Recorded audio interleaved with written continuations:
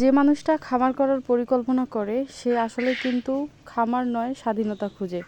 কারণ অন্যের অধীনে থাকলে আপনি কখনোই স্বাধীনতা পাবেন না। একমাত্র তারাই স্বাধীনভাবে চলাফেরা করতে পারে বা জীবনে স্বাধীনতা লাভ করতে পারে যারা ফার্মিং সেক্টরে কাজ করে অথবা যারা বিজনেসম্যান বা বিজনেস করে। প্রাণী সেক্টরের এই জগতে সফল হওয়া কিন্তু মুখের কথা নয় বা এত সহজ নয়।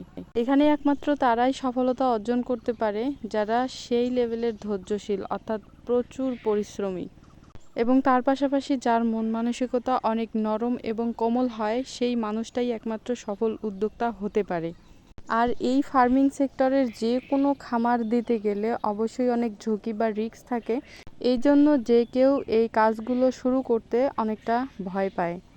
যাদের মনে ভয়, সংকোচ বা আত্মবিশ্বাস থাকে না, তারাই একমাত্র এই কাজগুলোতে পিছিয়ে থাকে, বা তাদের মনে যদি স্বপ্ন থেকেও থাকে উদ্যোক্তা হওয়ার, সেই স্বপ্নই থেকে যায়। এবং যারা ভয়কে জয় করে এই খামার সেক্টরে টিকিয়ে থাকতে পারবে, একমাত্র সেই হবে সফল উদ্যোক্তা। আসসালামু আলাইকুম বন্ধুরা, আশা করছি সবাই ভালো আছেন এবং সুস্থ আছেন। দাহাগ্রাম এগ্রো ইউটিউব চ্যানেলের পক্ষ থেকে জানাচ্ছি অনেক অনেক শুভেচ্ছা এবং অভিনন্দন। তো বন্ধুরা, আজকে সকালবেলা আপনারা সর্বপ্রথম দেখলেন যে ছাগলের ঘর থেকে ছাগল বের করা হলো। তো ওইদিকে সব কাজ কমপ্লিট করে, অর্থাৎ ছাগল যেখানে বেঁধে রাখি দিনের বেলা, সেই জায়গা প্রথমে পরিষ্কার করেছি। তারপর আমার আব্বা ছাগলগুলো খুলে রাখলো, তার কারণ আমি ভিডিও করতেছি, ভিডিও করার মতো বর্তমান বাড়িতে শুধু আমি আছি আর আমার ছোট বোন ব্যস্ত আছে। এই জন্য আজকে আব্বাকে দিয়ে ছাগলের ঘরের দরজা খুলে দিলাম। তো সচরাচর কিন্তু প্রতিদিনই, অর্থাৎ প্রায় আমি ছাগল বের করি। তো আমার আব্বা ছাগল বের করছে ঠিক আছে, বাট ছাগলের গলায় দড়ি বাঁধছি আমি, অর্থাৎ ছাগলগুলো জায়গা মতো বেঁধে রাখলাম। তারপর চলে গেছিলাম মুরগির ঘরে, মুরগিগুলো ছেড়ে দিয়ে মুরগির বাচ্চাকে পানি খাবার সবগুলোই দিয়ে দিছি। এবং মুরগিগুলোর খাওয়ানো শেষ হয়ে গেলে তারপর হাঁসগুলো ছেড়ে দিয়ে হাঁসগুলোকেও খাবার দিয়ে দিছিলাম। তারপরে আমি ছাগলগুলো যে বেঁধে রাখছিলাম ওই ছাগলগুলোকে ঘাস দিছিলাম।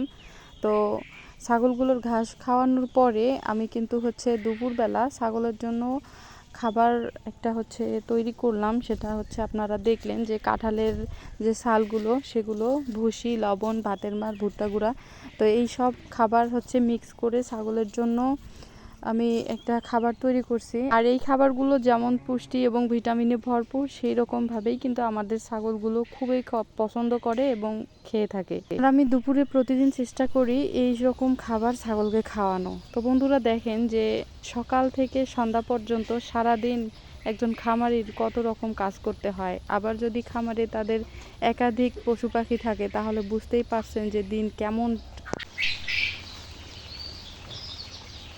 তো এখন বিকেলবেলা, আর এইদিকে দেখেন গুড়ি গুড়ি বৃষ্টি পড়তেছে।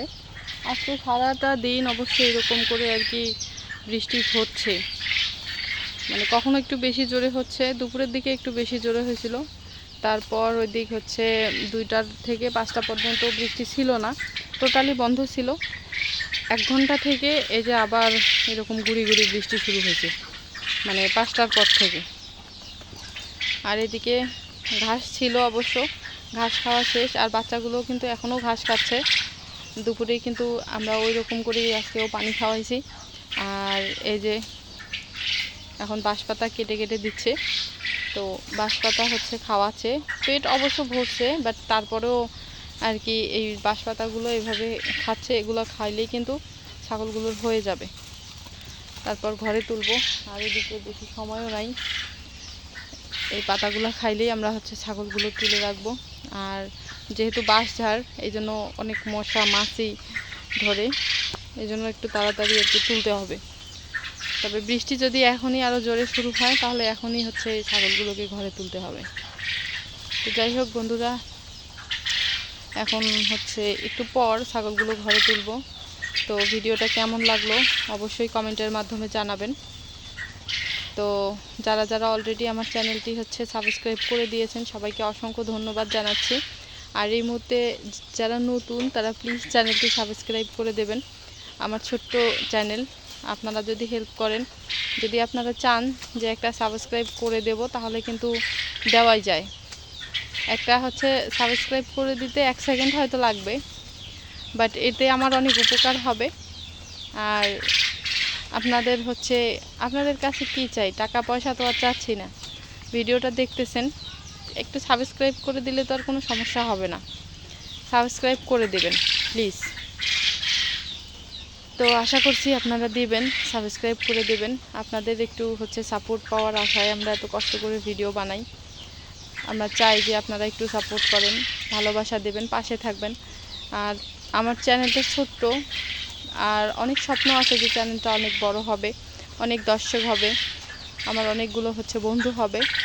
এই জন্য আর কি আপনাদেরকে বলতেছি, প্লিজ চ্যানেলটি সাবস্ক্রাইব করে দিবেন যারা নতুন। একটু আশাটা আপনারা যদি চান যে আমার আশাটা পূরণ হোক, তাহলে কিন্তু অবশ্যই পূরণ হবে। যদি আপনারা চান তাহলে কিন্তু সাবস্ক্রাইব করে দিয়ে চ্যানেলটা বড় করে দিতে পারেন। আমার অনেক ভালো লাগবে যদি সাবস্ক্রাইব করে দেন। তো সবাই ভালো থাকবেন, সুস্থ থাকবেন, দোয়া করি সবার জন্য। আজকে এই পর্যন্তই। আবারও আশা করছি পরবর্তী ভিডিওটা দেখবেন এবং সাথেই থাকবেন। তো আজকে এই পর্যন্তই। আল্লাহ হাফেজ।